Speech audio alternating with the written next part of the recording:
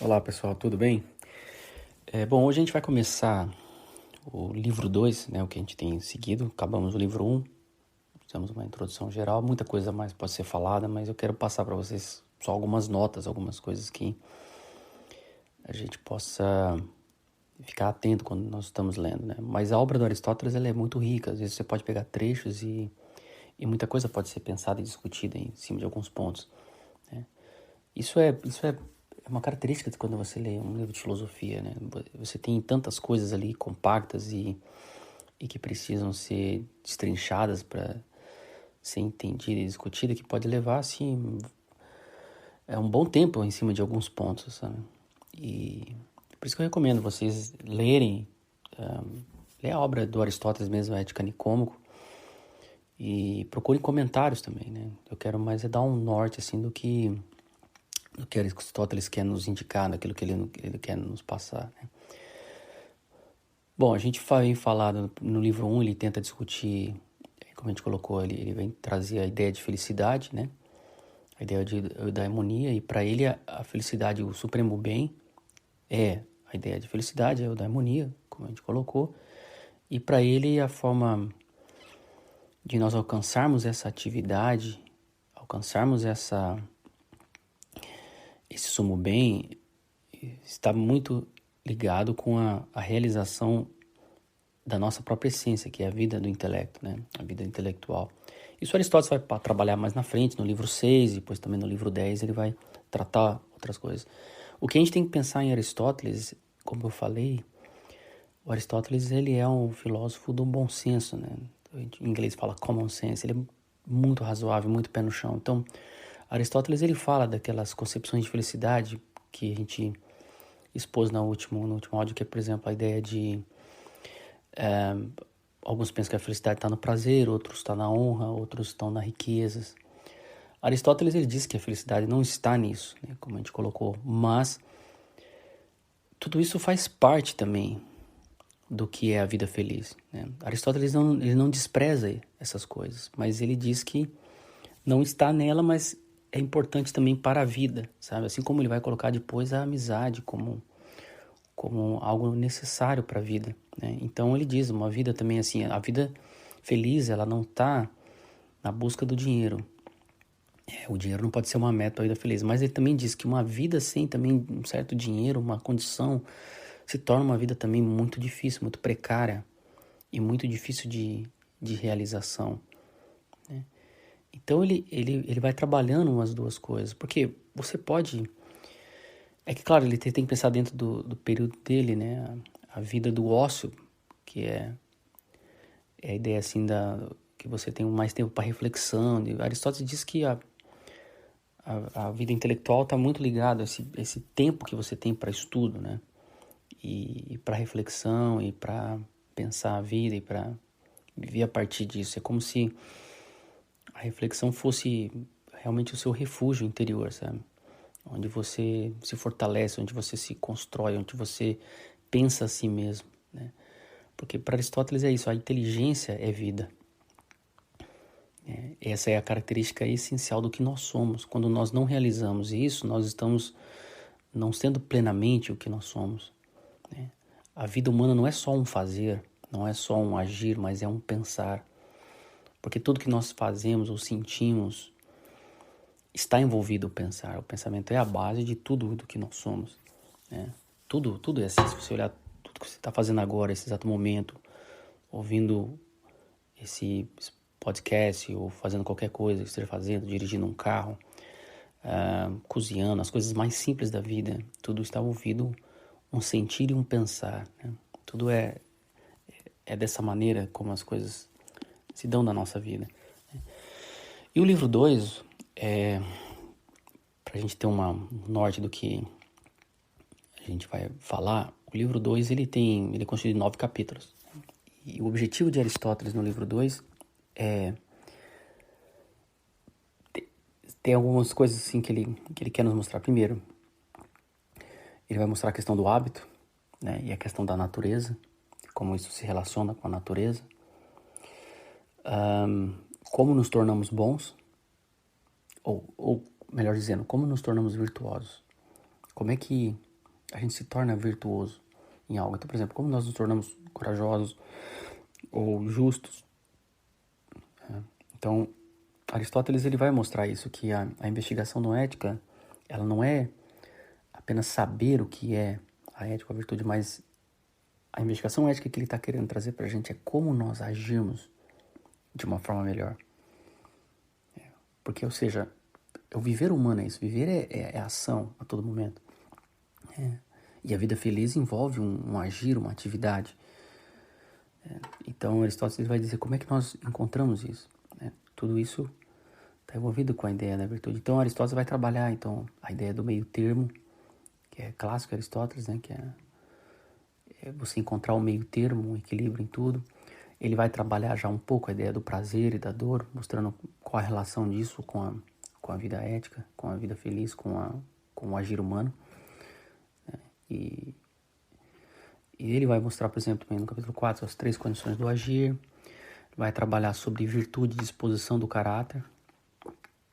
Ele vai dar uma definição da virtude também no capítulo 6. No 7 ele vai mostrar alguns casos particulares e no capítulo 8, 3 espécies. Então ele vai trabalhando essa ideia, principalmente a base central do pensamento dele, é aqui nesse livro 2, é mostrar a ideia da virtude, como ela se relaciona com o prazer, com a dor, as ações humanas se relacionam com o prazer, com a dor, e a questão do hábito, né? Para Aristóteles, quando a gente tem essa... A primeira coisa que a gente pode pensar aqui no pensamento de Aristóteles é que a virtude para ele não é algo que surge naturalmente em nós, mas ela é produzida. Ela é produzida. Então, ou seja, se ela é produzida, envolve uma atividade para que ela seja produzida. Né? E aqui é interessante, Aristóteles, porque você é essa produção, é como se o seu agir humano é que vai gerar o que você é. Você é fruto das suas escolhas. Isso é a base do pensamento de Aristóteles. Então, e mostra também a responsabilidade que nós temos para conosco, cada um tem para consigo mesmo, né? Nós somos frutos das nossas escolhas. Então, a virtude que vamos formar em nós, tanto as virtudes do caráter como a virtude intelectual, elas, claro, está envolvido todo um meio político onde você vive, a sociedade onde você vive, mas acima de tudo, a base são as nossas escolhas, né? E nós somos fruto daquilo que nós escolhemos e agimos. Então, nós produzimos a nós mesmos. Então, isso é uma ideia central que Aristóteles vai querer nos mostrar.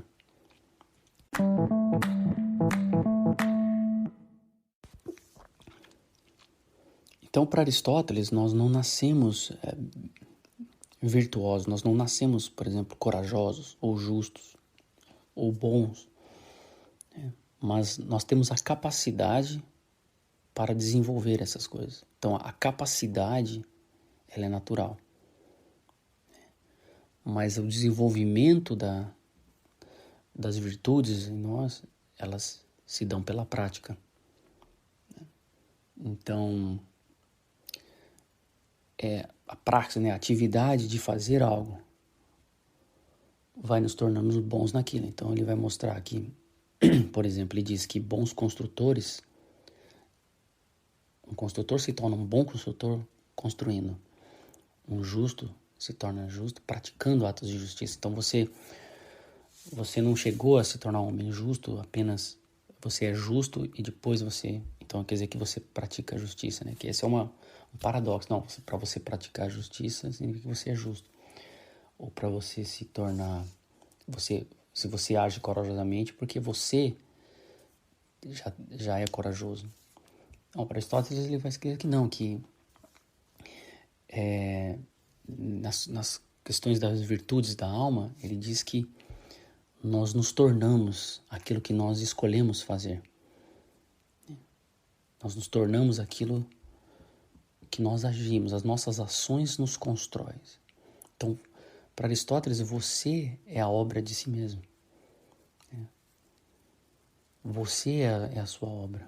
Né? Então a vida feliz está em construir a si mesmo. Né? Não é uma coisa, por isso que não é uma ideia de que você um só dia faz um homem feliz.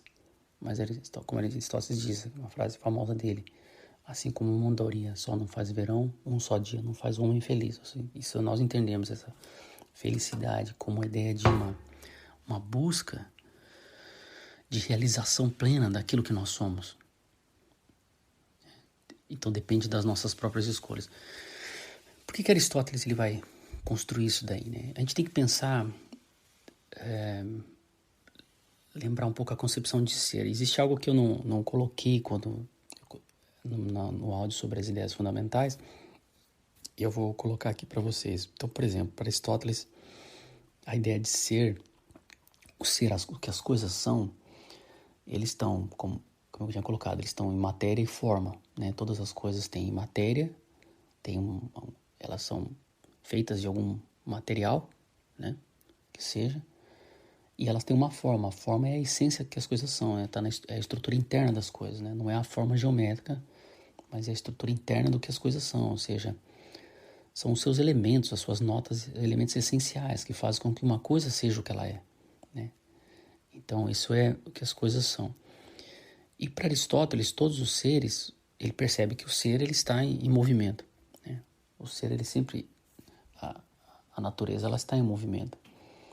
E Aristóteles, ele mostra, ele chega à conclusão, pela observação que ele vai trazendo na metafísica, que todos os seres, eles estão em ato e em potência ao mesmo tempo, né?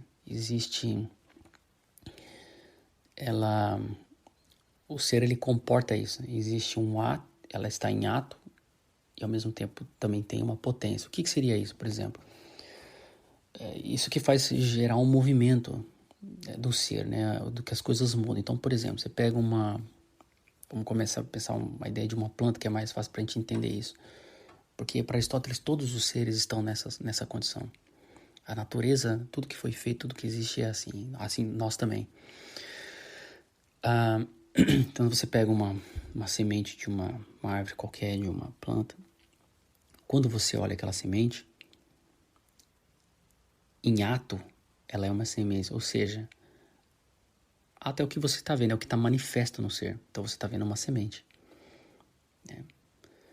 Só que em potência, ela tem coisas que estão no ser, no que está nela, mas não está manifesto.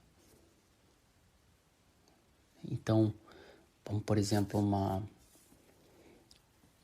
árvore qualquer, sei lá, um limoeiro, né? Um pé de limão. Então você vê uma semente ali de limão em ato, você está vendo ela uma semente. Você fala, ela está manifestando isso para você, para tua inteligência. Você vê aquilo ali, é uma semente. Mas existem mais coisas ali que já existem no ser, mas não estão manifestos. Então ela é a potência, o que ela pode vir a ser, as possibilidades do ser. Mas claro que as possibilidades dos seres são aquilo que é inerente àquele ser, ela não pode ser outra coisa. Então aquela potência, se ela estiver nas condições certas, nas condições exatas, nas condições que favorecem ela, né? Se eu botar essa semente no meu bolso, ela nunca vai manifestar aquilo que existe nela como potência, como possibilidade.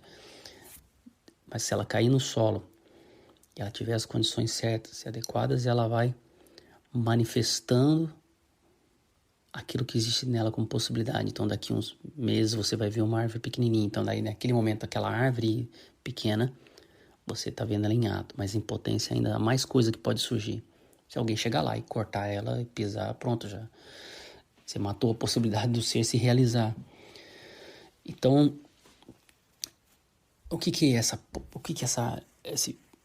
esse limoeiro pode ser? Quais são as possibilidades dele? Ele vai crescer, e as condições vão sendo favoráveis, ela vai realizar e vai manifestar aquilo que está inerente ao que ela é. Ela não vai poder se tornar um abacateiro ou uma mangueira, né? Vai produzir, não, é inerente ao que é o ser, né? Então, ela vai se manifestar, ela vai crescer mais limões e daí vai gerar mais frutos, mais sementes e mais árvores E assim vai até virar uma plantação e assim vai. Então o ser funciona assim. Claro que ele só vai dizer que todo ser também sofre certos acidentes. E como eu falei, alguém chega e corta a árvore, pronto, isso é um acidente. Ou seja, o acidente também faz parte das possibilidades do ser, mas não está inerente ao ser. Mas altera o ser, pode afetar o ser de uma certa forma. Né? Não está inerente ao ser cortado ou ser pisado, mas é uma coisa que pode existir porque faz parte da estrutura da realidade. A realidade ela tem os seus acidentes. Né? Agora, esse crescimento, essa força, né? Aristóteles diz que existe uma energia, né? É uma energia, e existe uma... Aristóteles fala do movimento. Interessante que a ideia de movimento para os gregos é diferente da ideia de movimento que Aristóteles coloca, é diferente do movimento que a gente tem na concepção moderna, porque a gente estuda, quando a gente vai para a escola, a gente estuda física, a gente aprende aquela ideia do movimento, né, de cinético, o movimento de um ponto A a um B. Aristóteles ele não está falando só desse movimento, mas ele diz que existe um movimento interno que gera essa mudança interior do ser, que o ser ele vai realizando a si mesmo. Isso, para Aristóteles, isso é manifestação daquilo que é eterno. O ser é eterno, né? E essa energia também é infinita, ela não para, o que as coisas são. Tudo é assim. Existe um movimento interno que as coisas são. Então, essa ideia de ato e potência, ela está em tudo para Aristóteles. Né? E são ideias das possibilidades, sabe? Do que as coisas podem ser, do que elas são. Né? Então, agora, quando chega a questão humana, na ética, nós estamos presos à natureza, temos nossa alma vegetativa, alma sensitiva, existem as possibilidades, as potências que já são inerentes ao que nós somos. Nós não podemos fisicamente ser outra coisa do que nós somos.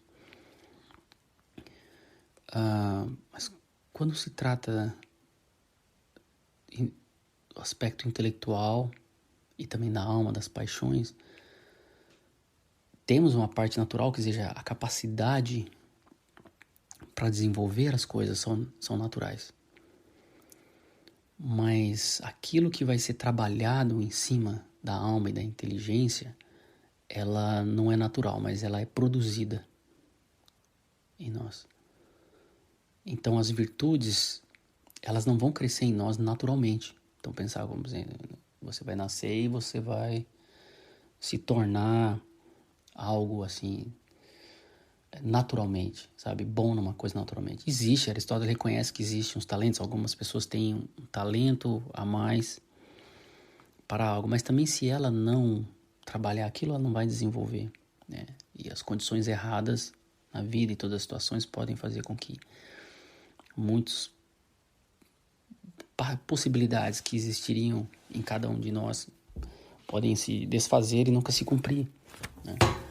Nunca se realizar. Então Aristóteles ele vê que essa realização do ser em nós, ele depende das escolhas humanas.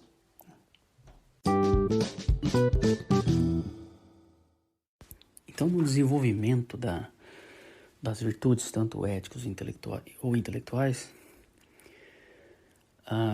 Aristóteles reconhece que a excelência, né, a virtude, ela está no que ele chamava de meio termo, né? Ou seja, não está nem no excesso e nem na falta, né? O excesso de algo, de um sentimento, de uma ação, ou a falta dele faz com que a gente não atinja também uma vida virtuosa, né? E ele vai mostrar isso quase praticamente num esquema assim mental para a gente entender o que ele está querendo nos ensinar, né? Porque para Aristóteles a virtude ela é uma disposição, né? Você ter uma virtude é uma disposição interior para tal coisa. Então as escolhas, você desenvolver a virtude em você é você criar em você uma disposição para aquilo, uma disposição interior. Então aí você vê que existe um papel da educação, né? Tanto na educação que que os pais, as sociedades têm para com as crianças, mas depois uma educação que você tem para consigo mesmo. Você tem que também colocar uma ação educadora em si mesmo, né? De formar a si mesmo no período da vida, quando você quiser também desenvolver algumas virtudes, alguns aspectos do seu ser, né? Então, a virtude está relacionada ao meio termo para Aristóteles, né? E o meio termo no que? Tanto nos sentimentos como nas ações humanas, né? Então, como que é isso? Por exemplo, Aristóteles dá um exemplo, depois ele vai trabalhar isso nas virtudes, assim, propriamente dito. Mas exemplo da coragem, né? Uma pessoa, a coragem, a virtude da coragem, a gente reconhece que é uma virtude, é uma coisa excelente, é uma coisa boa de se ter. Mas ele diz que quando você tem coragem em excesso, você se torna uma pessoa temerária. É aquele cara malucão, né? É o Rambo, né? O cara resolver tudo sozinho. E a pessoa, eu acho que é corajosa demais, em excesso. E quando você tem a falta da coragem, você tem é uma outra coisa, que é a covardia. Então, os dois extremos, o excesso e a falta, são vícios para Aristóteles. E a virtude está no meio, está em encontrar um equilíbrio dessa ação, né? Então, você vê que isso depende, você encontrar o equilíbrio, depende da razão, depende de uma certa avaliação da inteligência sobre a situação das coisas. Então, Aristóteles diz que quando você começa a observar tudo em torno de nós, o que nós fazemos, como as coisas são feitas, o meio termo ele se manifesta, existe um equilíbrio em tudo que deve ser feito. Por exemplo, você vai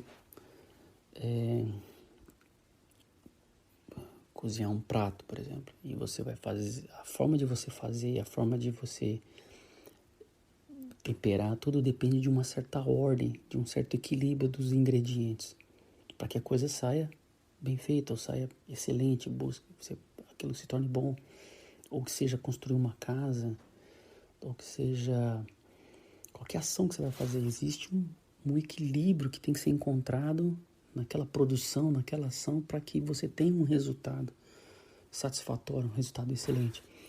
Então Aristóteles ele vai trazer essa mesma ideia, ele fala, assim também se dá na nossa alma, nas nossas ações, nos nossos sentimentos. Então, aquilo que é excelente, ele é encontrado, ele se realiza quando é encontrado esse meio termo, esse equilíbrio, tanto nos sentimentos como nas ações, né? E Aristóteles reconhece nessa questão dos sentimentos e das ações, existe algo indicativo da nossa alma, do nosso ser, que precisa ser educado, que precisa ser moldado, e é a questão do prazer e da dor, né? Aristóteles ele reconhece que o prazer ele tem um papel importantíssimo na vida humana, só que ele tem que ser moldado, ele tem que ser dirigido, né? Aristóteles ele não nega o prazer, não existe uma ideia de que o prazer é algo negativo, é algo assim que tem que ser suprimido, não, ele tem que ser moldado, ele tem que ser dirigido. E Aristóteles reconhece que a vitória sobre o prazer é essencial para o desenvolvimento da virtude, de qualquer virtude, né? Então, a ideia de prazer e dor, a busca do prazer, ele diz, e a busca também de evitar a dor é onde está a fonte dos vícios, é onde nós caímos nos extremos, né? Porque nós temos uma tendência de buscar o prazer e evitar a dor, isso é natural do ser humano, né? E é nesse controle, é nessa administração do prazer e a dor é que surgem os vícios ou nascem as virtudes. Porque nós temos que saber nos momentos certos, da forma certa, evitar o prazer. E ao evitar o prazer, acaba aquilo gerando uma certa dor, né? Mas é assim que nós, por exemplo, conquistamos ou formamos alguma coisa. Então, por exemplo, a educação da alma envolve na criança, a gente quer ensinar para as crianças, ou aquilo que assim foi ensinado, ou deveria ter sido ensinado para nós, né? Há certos momentos que você tem que dizer não. Então você tem que dizer não para as coisas, você tem que dizer não a si mesmo, a um certo prazer, por exemplo, para poder alcançar alguma coisa, né? Ou seja, e essa negação, às vezes, de uma realização de um prazer, acaba gerando uma certa dor no momento. Só que Aristóteles diz que conforme você vai desenvolvendo as virtudes nessa equação do prazer e da dor, você depois vai também desenvolvendo um outro tipo de prazer, é o prazer daquela ação virtuosa. Quer dizer, vamos pegar um exemplo, por exemplo, do estudo. Então, a pessoa, ela quer fazer ela tem que estudar, ela quer ter um cargo, ela quer passar num concurso público, é uma coisa comum no Brasil. Um cargo essencial para ela. Ela vê aquilo como uma certa realização profissional. Puxa, eu quero ser isso, quero ter isso, quero fazer isso. Tá bom, mas para isso você vai ter que estudar, sei lá, 5 horas por dia. Você vai ter que estudar por um período de 1 ano, 2 anos, porque você tem que adquirir todo um volume de conhecimento e de habilidades para fazer, por exemplo, uma prova, um exame, um concurso. Tá, você vê que essa escolha, ela traz em si uma certa dor, porque você vai ter que evitar muitos prazeres para poder realizar aquela atividade. Então, o fato de você ter que disciplinar a si mesmo, você vai ter que tirar momentos do dia para estudar, você vai ter que dizer não a muitos momentos que as pessoas vão te convidar, momentos de prazer, às vezes sair, claro que você tem que equilibrar isso, mas vai ter muitas coisas que você vai ter, que às vezes você gostaria talvez de ficar em casa, você está estudando e você fala, puxa, eu poderia assistir um filme, assistir um seriado. Então você está evitando prazeres com um objetivo, né? Então isso é o que Aristóteles coloca como a busca do prazer e evitar a dor é uma coisa constante em nós. E é ao moldar o nosso prazer e às vezes trabalhar com a dor é que vai fazer em nós desenvolver as virtudes, que depois vão trazer outros prazeres também, né? Então nós temos que, na visão de Aristóteles, que aprender a ter prazer de maneira certa, na hora certa.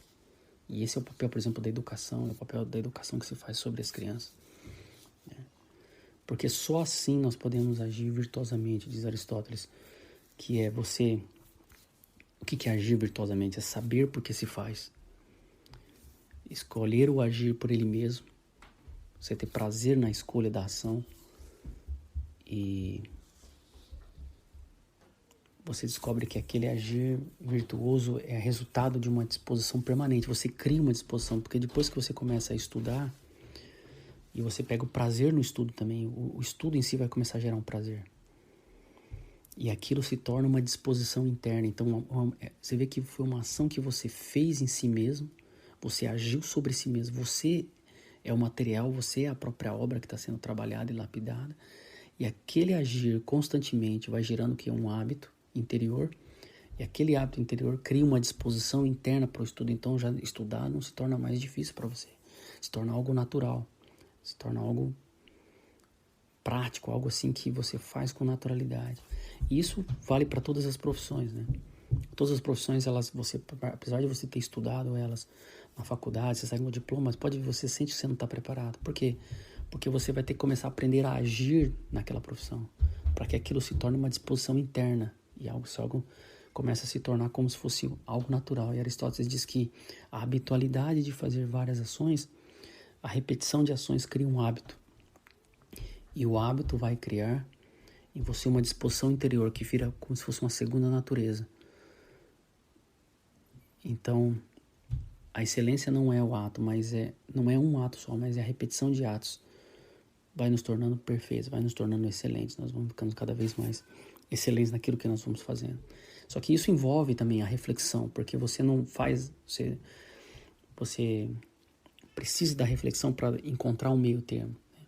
E isso é algo que a gente tem que entender também em Aristóteles.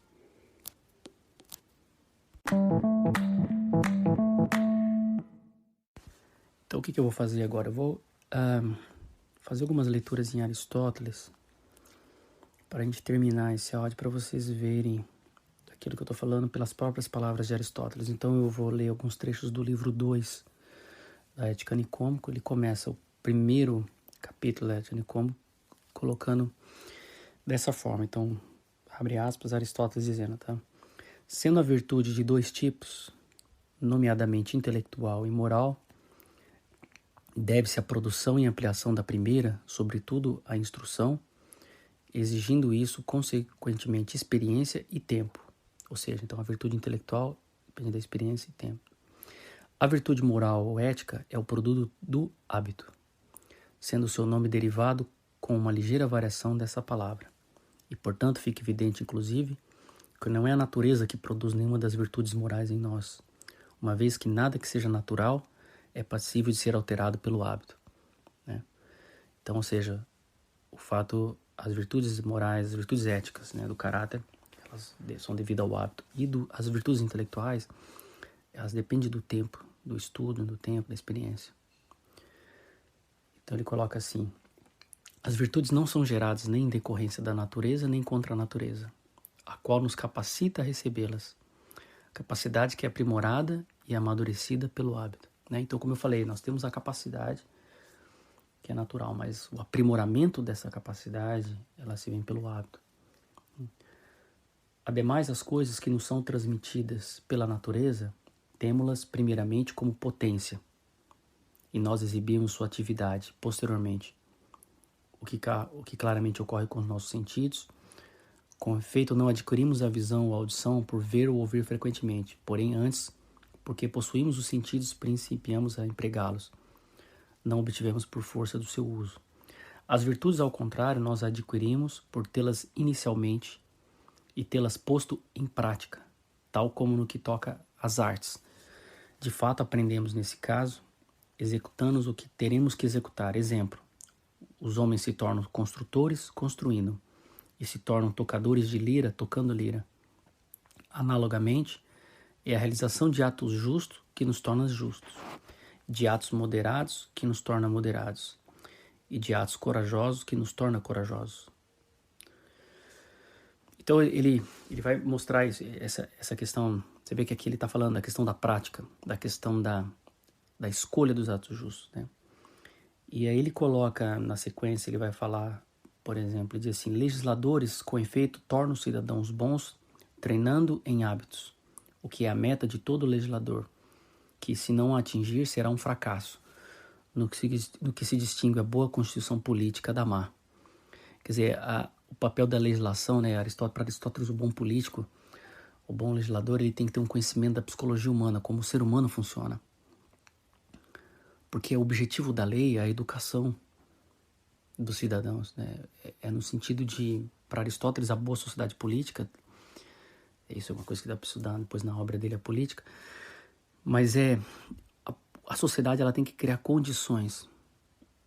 A sociedade é o solo, onde as condições são dadas para que os indivíduos possam alcançar a sua realização como ser humano, como plenitude do que eles podem ser, né? Então, o grande desafio da vida do indivíduo é quando também todas as circunstâncias são contrárias. Não impede de você realizar a si mesmo, né? Porque você, sabendo também o que é a sociedade política e como ela deveria ser, assim, no seu ideal, aquilo também te alimenta na alma e você vive a partir daquilo, né? De uma coisa que está além das circunstâncias, né? Enfrentar também as dificuldades, né? Porque você vê a obra de Platão e Aristóteles, elas não foram construídas, elas não foram pensadas, refletidas a partir de uma condição boa que já existia na Grécia. Mas, na verdade, a filosofia deles é a manifestação de um período de decadência, ou seja, a crise política que a Grécia estava enfrentando faz nascer Platão e Aristóteles, no sentido de é uma reflexão que eles estão fazendo da situação que está, por que se chegou a tal ponto. E aí eles falam a forma como realmente investigar a natureza humana, o ser, o que as coisas são, a política, e a ciência e tudo mais, para poder chegar assim, olha, o caminho para retomar a ordem das coisas é esse aqui, ou seja, é o caminho pela filosofia. Então ele ele continua, ele vai falar então disso daí, os legisladores eles têm que treinar o cidadão nos bons hábitos.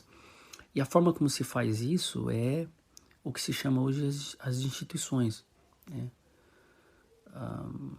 No direito a gente fala dos institutos jurídicos, né? A instituição não é só um prédio, uma instituição, por exemplo, você tem um Ministério Público, isso faz parte também. Mas as instituições, os institutos jurídicos ou da lei, eles são como se fossem hábitos que os indivíduos têm no seu questão particular. Então, as instituições são os hábitos numa forma maior, mais ampla, no aspecto social. Então, os institutos, eles criam a habitualidade para criar essa disposição de caráter, né? Então, você institui uma lei, a lei é para criar uma disposição de caráter nos indivíduos para que eles possam agir conforme a lei, ou seja, visando o bem. Foi um exemplo, por exemplo, quando aconteceu no Brasil, se tornou obrigatório, já era obrigatório, mas se tornou a sanção se tornou maior, por exemplo, a falta do uso de cinto de segurança. Então muitas pessoas não usavam cinto de segurança, elas achavam ruim, achavam incomodava. Então a força da lei era criar o quê? Isso é o objetivo da lei, é você criar uma habitualidade para as pessoas, criar uma disposição de usar, as pessoas já não conseguirem sair de casa, entrar no carro sem colocar o cinto de segurança. Você cria uma habitualidade, né? Então você vê a importância da legislação e da sociedade e do governo de criar essa disposição, de criar as possibilidades, as circunstâncias favoráveis para que os cidadãos possam desenvolver bons hábitos, as virtudes, né? Então essa é uma relação da ética com a política em Aristóteles. Então ele continua assim, eu vou mostrar trecho ainda no livro, no capítulo 1. É a prática em transações com nossos semelhantes que produz entre nós o que se tornam justos e os que se tornam injustos, através da ação em meio ao perigo, e ao formar o hábito do sentimento do medo ou aquele da autoconfiança, que nos tornamos corajosos ou covardes. E o mesmo ocorre conosco relativamente aos apetites, quer dizer, aos sentimentos. Entre os indivíduos há os que se tornam moderados e brandos, outros se tornam dissolutos e irascíveis devido ao seu comportamento variável nesta ou naquela situação. Ou seja, então ele está falando dos hábitos. Primeiro ele fala dos hábitos das ações, né? Então a pessoa se torna justa, se torna corajosa, se torna um construtor, construindo.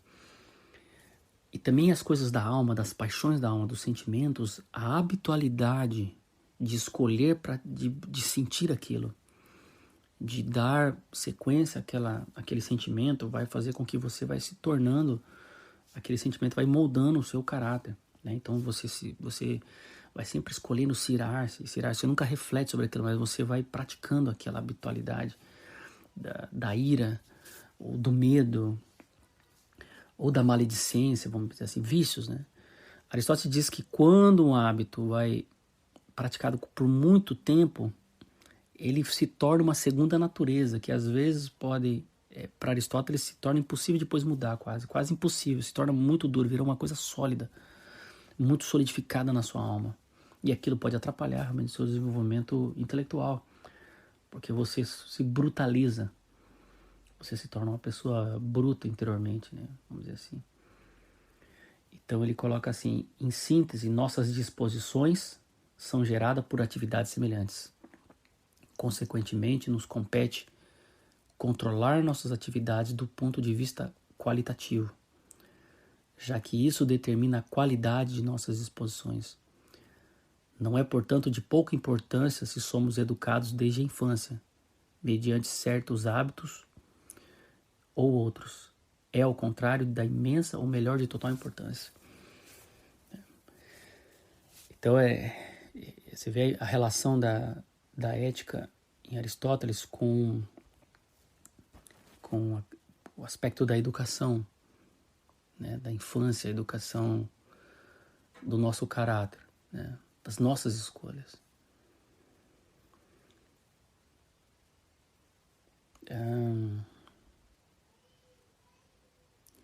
É mais um trecho que a gente pode ler aqui.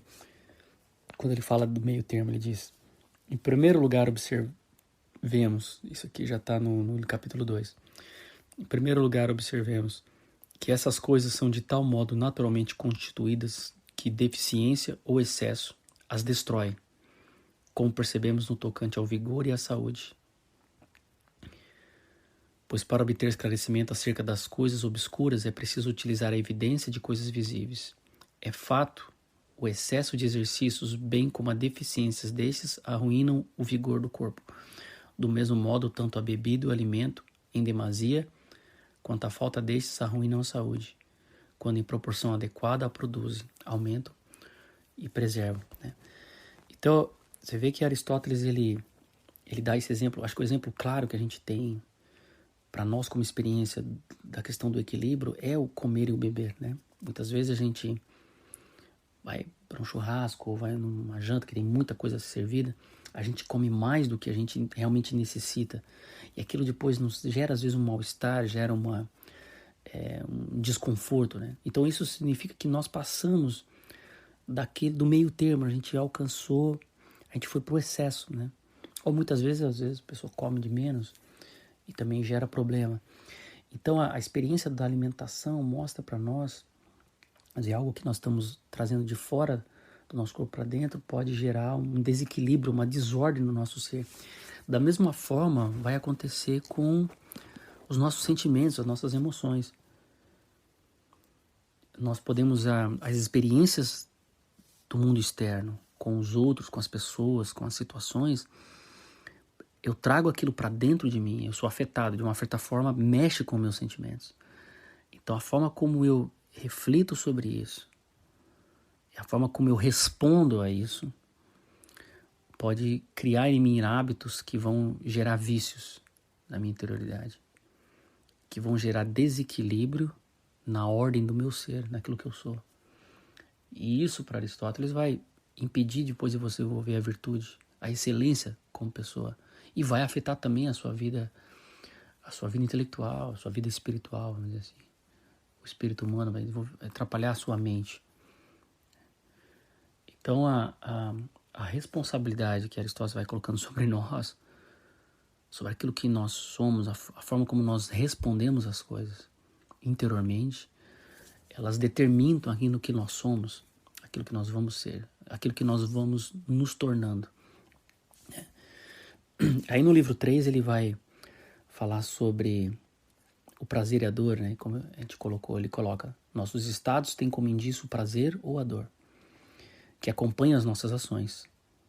O indivíduo é moderado, se abstém-se de prazeres do corpo e se compraz com a própria abstinência. Ele é um desregrado se essa abstinência o incomoda. É corajoso se suporta os terrores com prazer. Quer dizer, tem prazer na coragem de enfrentar as coisas. Ou ao menos sem experimentar a dor. Covarde se o fizer experimentando-a. Com efeito, a virtude moral diz respeito aos prazeres e dores. De fato, é devido ao prazer que realizamos ações vis, né? Ações viciosas. E devido à dor que deixamos de realizar ações nobres. Então, aqui envolve, por exemplo, a gente pode trazer a questão da honra. Muitas vezes nós traímos a verdade, traímos nossos amigos, porque a gente tem medo do que os outros vão pensar, do que as pessoas vão dizer. Então nós traímos certos princípios, né? Porque para evitar a dor, e daí acaba gerando em nós. Ao fazer isso constantemente, você vai criar uma alma viciada, uma alma que vai se destruindo sem perceber. Então, os pequenos atos repetidamente sendo praticados, eles vão destruindo você por dentro. Você está destruindo as possibilidades de uma vida plena e de uma vida feliz. Você vai começar a achar que a vida feliz é o prazer. Então você começa a se apegar a coisas pequenas. Você se torna um miserável interiormente, né? E vai abandonando e ferindo princípios e abandonando valores e destruindo as coisas ao seu redor e destruindo a sua vida interior. Você vai caindo num engano.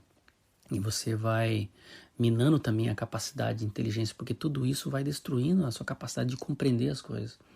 Vai destruindo a sua inteligência, vai destruindo a capacidade intelectual da verdade, vai te afastar do caminho da sabedoria. Você vai ser o que a Bíblia diz, né? E os antigos também diziam que é o insensato. Já perdeu o senso das coisas, o senso das proporções. Você vai se brutalizando a si mesmo, vai se tornando um bárbaro interior. E Aristóteles ele vai nos mostrar esse caminho, né? Vou terminar terminar por aqui, e eu quero que você reflita sobre isso tudo que eu estou falando. E aí no próximo episódio a gente pode continuar sobre isso e já começar a estudar as próximas virtudes. Então eu quero desejar uma boa semana para vocês e um forte abraço.